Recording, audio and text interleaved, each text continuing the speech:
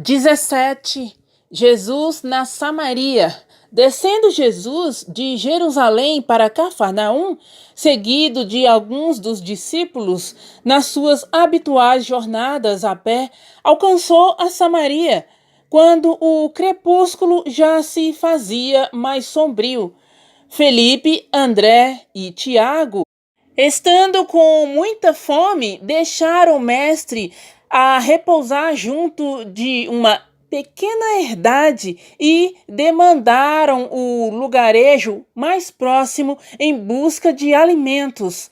O Messias, olhando em torno de si, reconheceu que se encontrava ao lado da fonte de Jacó, envolvida nos revérberos do sol que ia ceder lugar às sombras da noite que se aproximavam. Uma mulher acercou-se do antigo poço e observou que o mestre lhe ia ao encontro, com a bela e costumeira placidez do seu semblante, e lhe pedia de beber. Como sendo tu judeu, me impedes um favor a mim, que sou samaritana? Interrogou, surpreendida. Jesus descansou na interlocutora o olhar tranquilo e redarguiu: os judeus e samaritanos terão, porventura, necessidades diversas entre si? Bem se vê que não conheces os dons de Deus.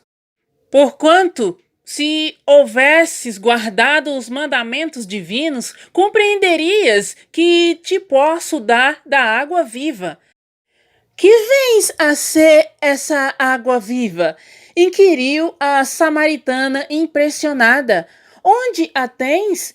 Se a água aqui existente é apenas a deste poço, acaso serias maior do que o nosso pai Jacó, que nos deu desde o princípio?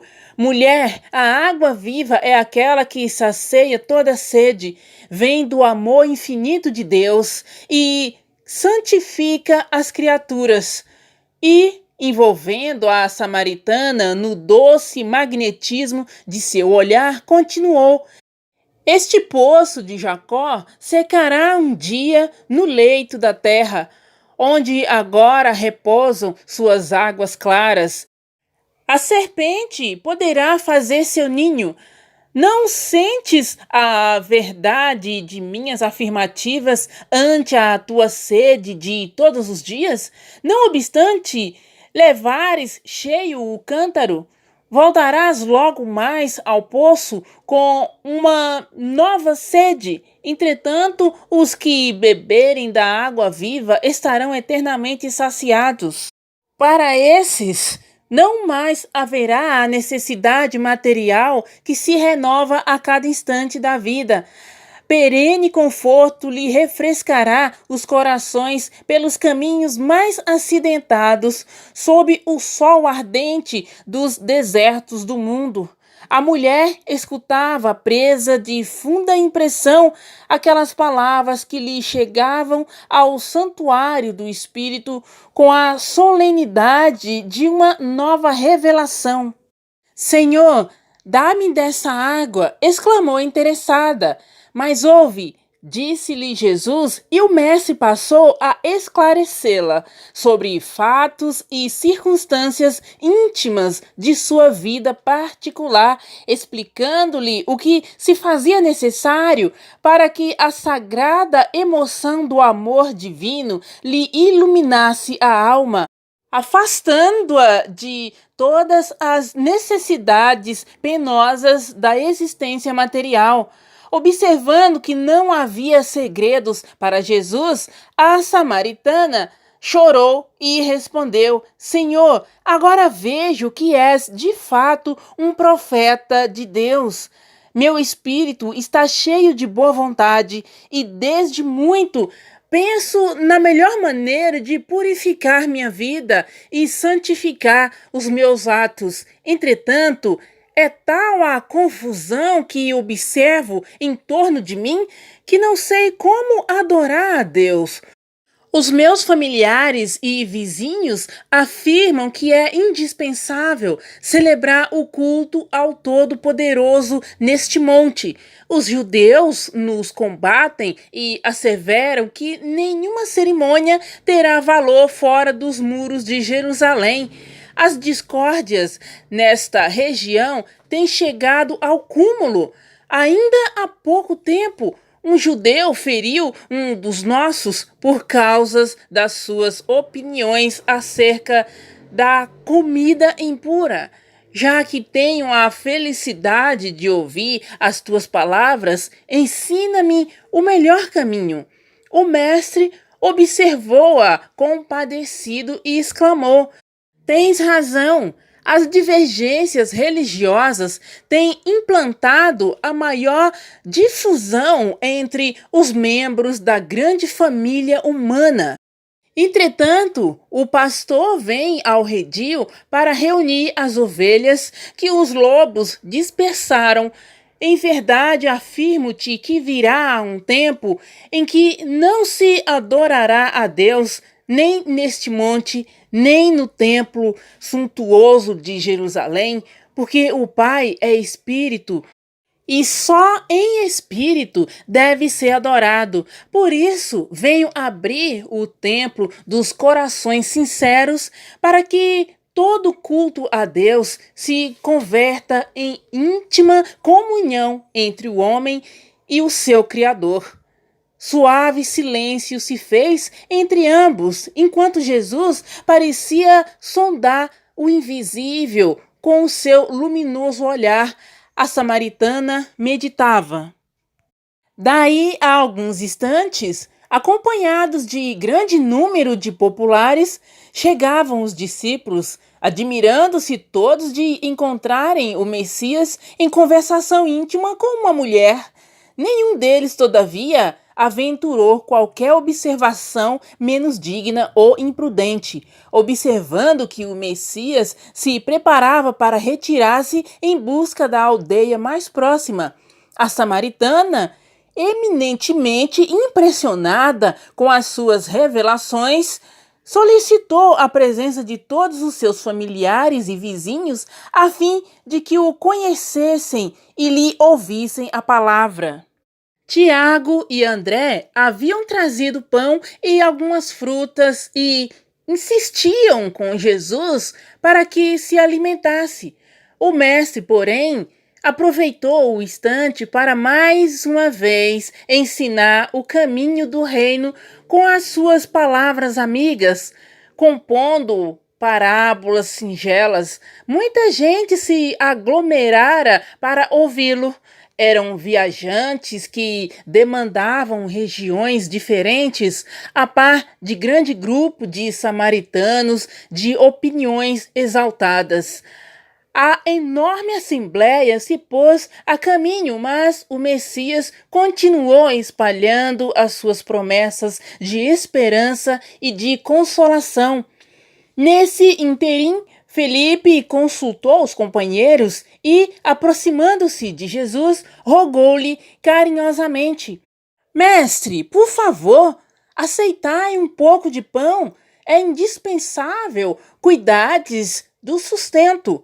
Descansai e comei.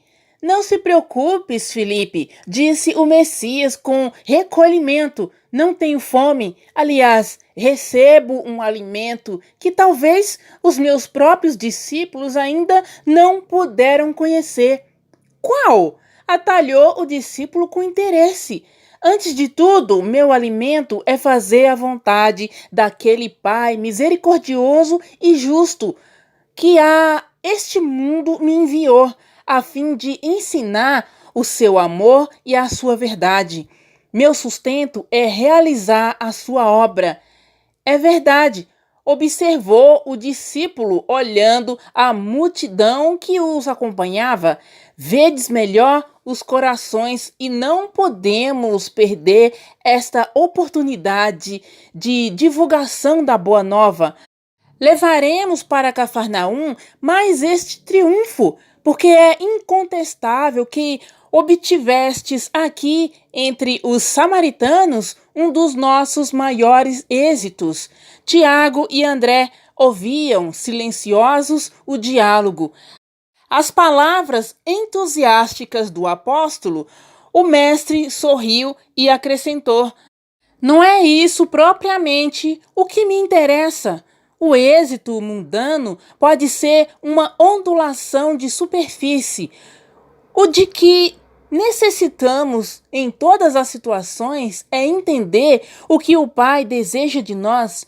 Como todo o seu anelo é o do bem, eu trabalho, mas sem me prender ao anseio das vitórias imediatas. E, dirigindo o olhar para a turba compacta de seus seguidores, exclamou para os companheiros: acaso poderemos admitir que já somos compreendidos? Calemo-nos por uns instantes, a fim de ouvirmos a opinião dos que nos seguem os passos. Fez-se silêncio entre ele e os 3 discípulos, de modo que podiam ouvir distintamente os diálogos travados entre os que os acompanhavam. Acreditas que seja este homem o Cristo prometido? Perguntava um samaritano de boa figura aos seus amigos. De minha parte, não aceito semelhante impostura. Este nazareno é um explorador da piedade popular. É certo, concordava o interpelado, mesmo porque em sua terra não chega a valer um denário. Pelos próprios parentes, é tido como inimigo do trabalho e há quem duvide da sua preguiçosa cabeça. É um louco de boa aparência, dizia uma mulher idosa para a filha. Pelo menos essa é a opinião que já ouvi de habitantes de Cafarnaum. Entretanto, cá para mim, acredito seja um grande velhaco. Por que se meteu com pescadores quando alega ser tão sábio? Por que não se transfere para Jerusalém ou mesmo para o Tiberíades? Bem sabe a razão disso. Lá encontraria homens cultos que lhe confundiria a presunção. Mais próximo de Jesus, um rapaz sentenciava em voz discreta: quando chegamos, foi ele achado sozinho com uma mulher. Que te parece esta circunstância? Perguntava a um companheiro de caminhada. Certamente desejava salvá-la a seu modo, replicou com um malicioso riso o inquirido. Num grupo vizinho, falava-se acaloradamente: este homem é um espertalhão orgulhoso, dizia convicto um velhote, só faz milagres junto das grandes multidões, para que sintam virtudes sobrenaturais nas suas mágicas. E não tem caridade, acrescentou outro, pois ainda há pouco tempo, quando o procuraram em Cafarnaum para um sinal no céu, fugiu para o monte, sob o pretexto de fazer orações. A noite começava a cair de todo. No alto já brilhavam as primeiras estrelas. Jesus sentou-se com os discípulos à margem do caminho para um momento de repouso. André, Tiago e Filipe estavam espantados com o que tinham visto e ouvido. Aparentemente, o mestre fora aureolado de imenso êxito. Entretanto, verificaram a profunda incompreensão do povo. Foi então que Jesus, com a serenidade de todos os instantes, os esclareceu, cheio da sua bondade imperturbável. Não vos admireis da lição deste dia. Quando veio o Batista, procurou o deserto. Nutrindo-se de mel selvagem, os homens alegaram que em sua companhia estava o espírito de Satanás. A mim, pelo motivo de participar das alegrias do Evangelho, chamam-me glutão e beberrão. Esta é a imagem do campo onde temos de operar. Por toda parte encontraremos samaritanos discutidores, atentos ao êxitos e referências do mundo. Observai a estrada para não caídes, porque o discípulo do Evangelho não se pode preocupar senão com a vontade de Deus, com o seu trabalho sob as vistas do Pai e com a aprovação da sua consciência. 18. A oração dominical. Curada pelo Mestre Divino, a sogra de Simão Pedro ficara maravilhada com os poderes ocultos do Nazareno humilde, que falava em nome de Deus, enlaçando os corações com a sua fé profunda e ardente. Restabelecida em sua saúde, passou a reflexionar mais atentamente acerca do Pai que está nos céus, sempre pronto a atender às súplicas dos filhos. Chamando certo dia o genro para um exame detido do assunto, consultou-se sobre a possibilidade de pedirem a Jesus favores excepcionais para a sua família.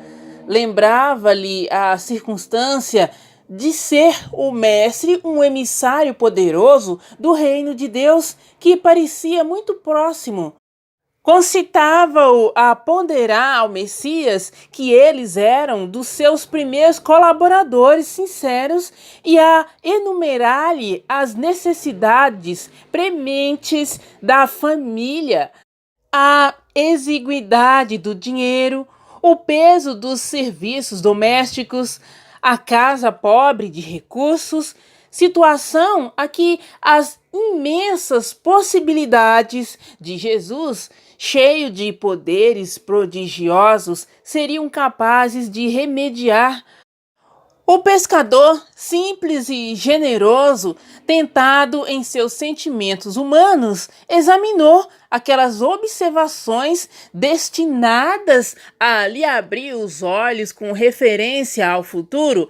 Entretanto, refletiu que Jesus era mestre e nunca desprezava qualquer ensejo de bem ensinar o que era realmente proveitoso aos discípulos. Acaso não saberia ele o melhor caminho? Não viam em sua presença alguma coisa da própria presença de Deus? Guardando, contudo, indeciso o espírito em face das ponderações familiares, buscou uma oportunidade de falar com o Messias acerca do assunto.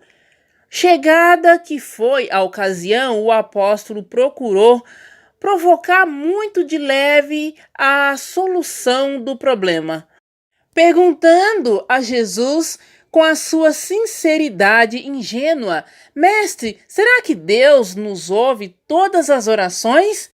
Como não, Pedro? Respondeu Jesus solicitamente. Desde que começou a raciocinar, observou o homem que acima de seus poderes reduzidos havia um poder ilimitado que lhe criara o ambiente da vida. Todas as criaturas nascem com tendência para o mais alto e experimentam a necessidade de comungar com esse plano elevado, donde o Pai nos acompanha com seu amor, toda justiça e sabedoria, onde as preces dos homens o procuram sob nomes diversos. Acreditarias, Simão, que em todos os séculos da vida humana recorreriam as almas incessantemente a uma porta silenciosa e inflexível se nenhum resultado obtivessem? Não tenhas dúvidas, todas as nossas orações são ouvidas. No entanto, exclamou respeitoso o discípulo, se Deus ouve as súplicas de todos os seres, por que tamanha diferença na sorte? Por que razão sou obrigado a pescar para prover a substância quando Levi ganha bom salário no serviço dos impostos? Com a sabedoria dos livros, como explicar que Joana disponha de servas numerosas quando minha mulher é obrigada a plantar e cuidar da nossa horta? Jesus ouviu atento essas suas palavras e retrucou: Pedro, precisamos não esquecer que o mundo pertence a Deus e que todos somos seus servidores. Os trabalhos variam conforme a capacidade do nosso esforço. Hoje pescas, amanhã pregarás a palavra divina do Evangelho. Todo trabalho honesto é de Deus. Quem escreve com a sabedoria dos pergaminhos não é maior do que aquele que traça a letra laboriosa e fértil com a sabedoria da terra. O escriba sincero que cuida dos dispositivos da lei é irmão do lavrador bem-intencionado que cuida do sustento da vida. Um cultiva as flores do pensamento, outros as do trigal que o pai protege e abençoa. Achas que uma casa estaria completa sem as mãos abnegadas que lhe varrem os detritos? Se todos os filhos de Deus se dispusessem a cobrar impostos, quem os pagaria? Vês, portanto, que antes de qualquer consideração é preciso santificar todo o trabalho útil, como quem sabe que o mundo é morada de Deus. Já pensaste que se tua esposa cuida das plantas de tua horta, Joana de Cusa educa as suas servas, a qual das duas cabe responsabilidade maior? A tua mulher que cultiva os legumes ou a nossa irmã que tem algumas filhas de Deus sob sua proteção? Quem poderá garantir que Joana terá essa responsabilidade por toda a vida? No mundo há grandes generais que, apesar das suas vitórias, passam também pelas duras experiências de seus soldados. Assim, Pedro, precisamos considerar, em definitivo, que somos filhos e servos de Deus, antes de qualquer outro título convencional dentro da vida humana. Necessário é, pois, que disponhamos o nosso coração a bem servi-lo, seja como rei ou como escravo, certos de que o Pai nos conhece a todos e nos conduz ao trabalho ou à posição que merecemos. O discípulo ouviu aquelas explicações judiciosas e, confortado com os esclarecimentos recebidos, interrogou: Mestre, como deveremos interpretar a oração? Em tudo, elucidou Jesus.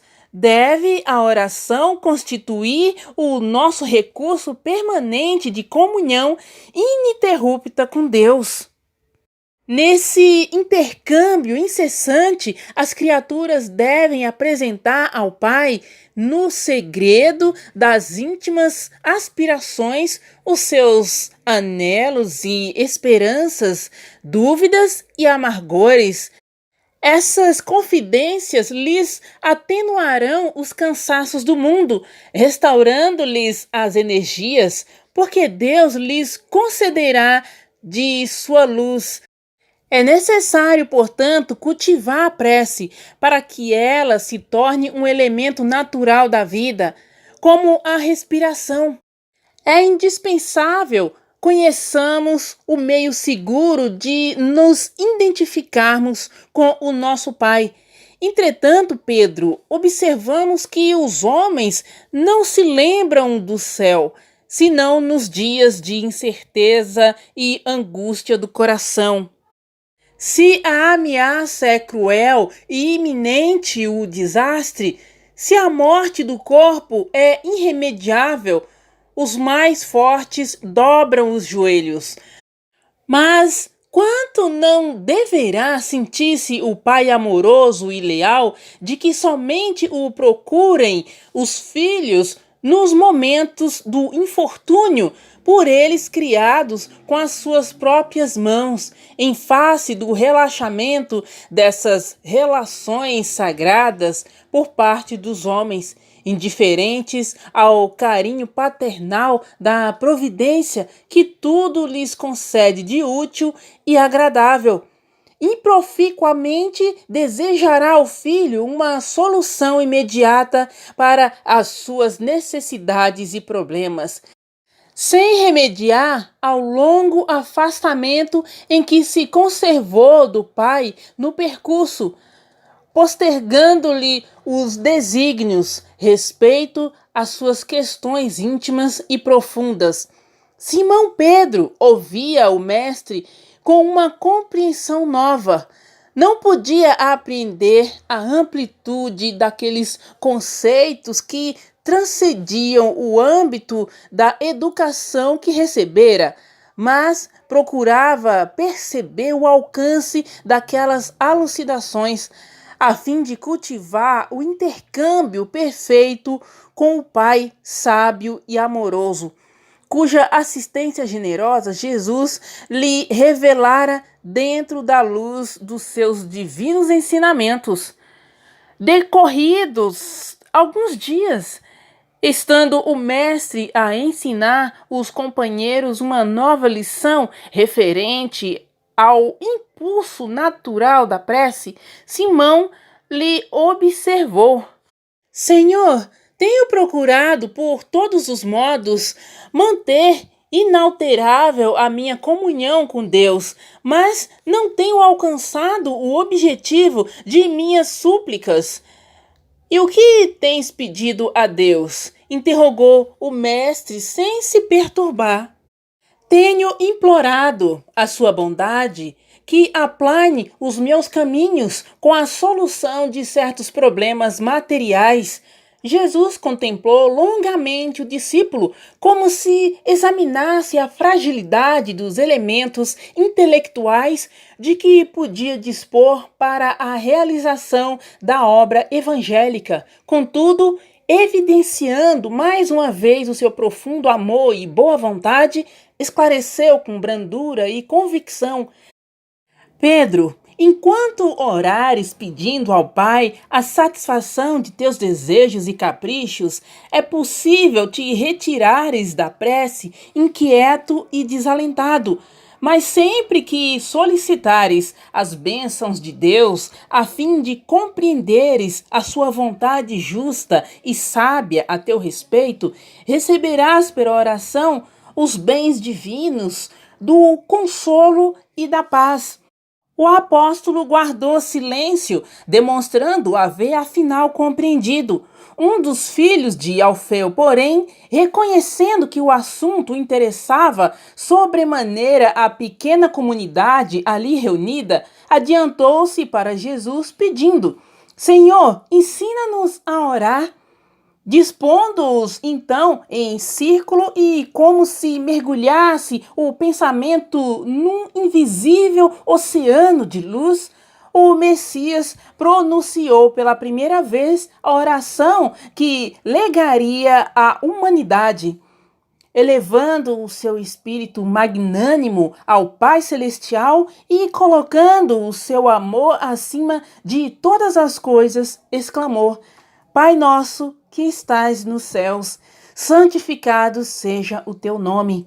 E, ponderando com a redenção da criatura, nunca se poderá efetuar sem a misericórdia do Criador, considerada a imensa bagagem das imperfeições humanas, continuou: venha a nós o teu reino, dando a entender que a vontade de Deus, amorosa e justa, deve cumprir-se em todas as circunstâncias. Acrescentou: seja feita a tua vontade, assim na terra como nos céus, esclarecendo que todas as possibilidades de saúde, trabalho e experiência chegam invariavelmente para os homens da fonte sagrada da proteção divina, prosseguiu: o pão nosso de cada dia dá-nos hoje, mostrando que as criaturas estão sempre sob a ação da lei de compensações e que cada uma precisa desvencilhar-lhes das penosas algemas do passado obscuro pela exemplificação sublime do amor acentuou. Perdoa-nos as nossas dívidas, assim como nós perdoamos aos nossos devedores. Conhecedor, porém, das fragilidades humanas, para estabelecer a princípio da luta eterna dos cristãos contra o mal, terminou a sua oração dizendo com infinita simplicidade: não nos deixes cair em tentação e livra-nos de todo mal, porque teus são o reino, o poder e glória para sempre, assim seja. Levi, o mais intelectual dos discípulos, tomou nota das sagradas palavras para que a prece do Senhor fosse guardada em seus corações humildes e simples. A rogativa de Jesus continha em síntese todo o programa de esforço e edificação do cristianismo nascente. Desde aquele dia memorável, a oração singela de Jesus se espalhou como um perfume dos céus pelo mundo inteiro.